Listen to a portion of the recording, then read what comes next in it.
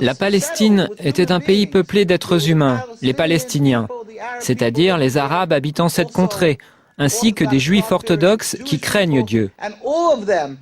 Et tous dirent comme un seul homme, « Nous ne voulons pas d'un État d'Israël, nous ne voulons pas de ça. » Et étant donné que les sionistes ont usurpé la terre, qu'ils sont allés en Palestine et qu'ils l'ont volée au peuple palestinien, ils ont soumis ce peuple par la force des armes, puis ils l'ont expulsé. C'est là une seconde grande tragédie, une transgression, une rébellion contre Dieu, un agissement criminel contre Dieu. Et tous les rabbins étaient contre ces exactions. Ils étaient ulcérés, révoltés par ce que ces juifs non religieux, ces sionistes, avaient fait. Je terminerai par ceci.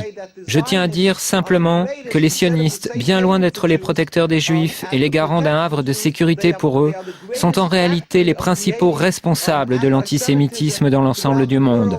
Là où l'antisémitisme n'existe pas, les sionistes le fabriquent.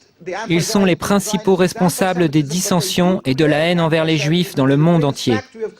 Nous prions, nous demandons à tout le monde de prier pour la liberté de la Palestine et pour la venue du jour où la gloire de Dieu sera révélée au monde entier et où nous pourrons tous le servir dans la paix et l'harmonie dans un futur proche. Amen.